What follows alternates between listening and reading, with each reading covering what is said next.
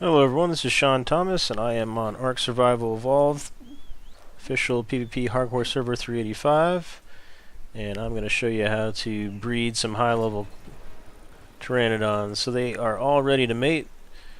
I'm locking myself in here with them in the Love Shack, also used for quite a few other things. We got some storage here as well. Alright, so we've got Miss Lady on Wander. Looks like Dead's on Wander. Out of my way, ladies. We're going to head and set Lana Lovebird on Wander. We got 3 females here now. Move out of the way, pal. Alright, let's see if we can walk you out over here. Alright, here is the male. Alright, so we got 4 high-level Pteranodons. They're all set to wander. They're all inside this chamber, so they're going to stay close and keep the hearts flowing. Those hearts indicate that they're mating, and if you look at the females, you can get a progression bar. So they all started mating at the same time. They'll all finish at the same time. The level of the bird for breeding does not matter as far as time to breed and drop the egg. It also doesn't matter as far as how long it takes to raise the offspring of the high-level bird. A level 4 Pteranodon would take just as long as a level 200 Pteranodon, although I think 180 is the max you can get a baby to spawn at. That's based on stats dropped from them. They'll have a higher percentage chance to take the better stat, but there is a chance that they'll take the lower. I think it's about 30% chance they'll take the lower stat of the parents. So if you get 2 good parents with high stats, then you've got a good chance of pulling together a really high level baby bird.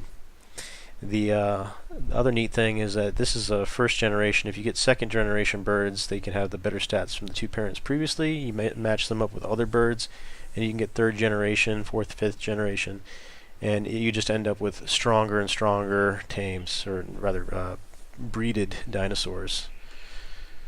So the reason we want some good Pteranodon eggs is because they're excellent for gaining levels, just flying around and taking out things. If you build them for damage, get up there around 2400. I think that's the cap for killing stuff.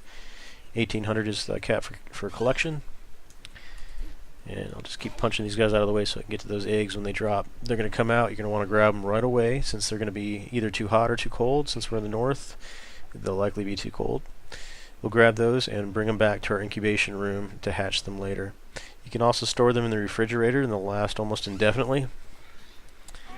In your bag, it's like a standard egg. It would be like I think it's 6 days. Let's take a look at it. Out of the way, birds. I'm going to pick up your eggs. So yeah, it's got about 7 or 8 days before it expires on its own in my inventory.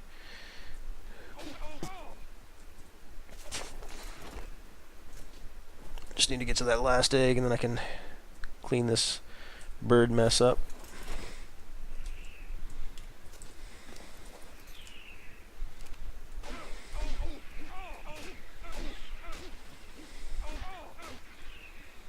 There it is. Almost there. There we go. Alright, so we got 3 fertilized eggs. We want to go ahead and take them off of Wander. If you leave them on Wander and they come up for breeding again, they will breed and drop the egg. You won't be there to collect it.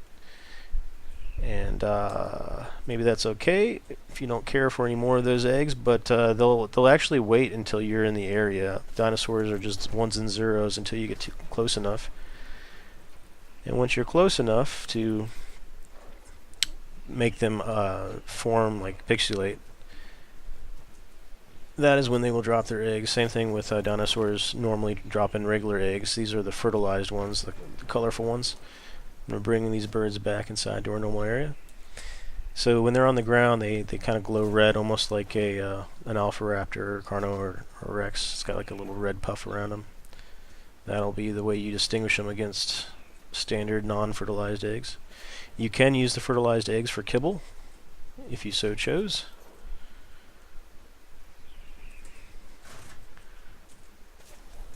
So if you've got a bunch of Quetzals and you don't want to wait for them to drop eggs, you can actually get your Quetzal kibble by having them breed every once in a while. Alright, we're all off of Wander, and we'll go ahead and take the birds back into the interior so that they're safe from wild critters.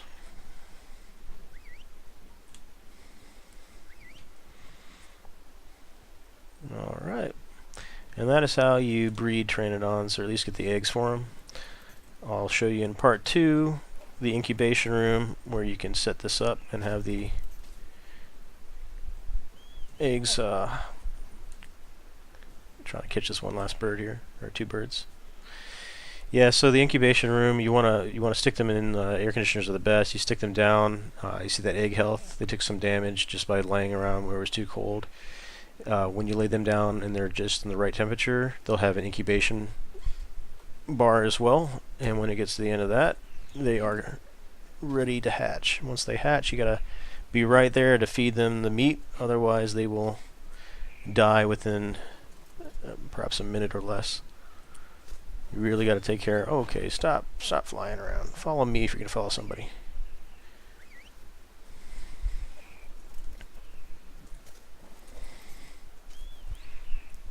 Alright, Lana Lovebird, you can keep following me. I'm gonna take you out of here. Alright, so we got our eggs and we are headed out. Got everything closed up here. So if you guys found this helpful, please mash that like button. Please subscribe. It's free to do so. These things help me out, and you'll be notified about additional content as it's made available. And I'll have part 2 where I show the incubation room and get these little birds hatching. Alright, thanks for watching. I'll catch you next time.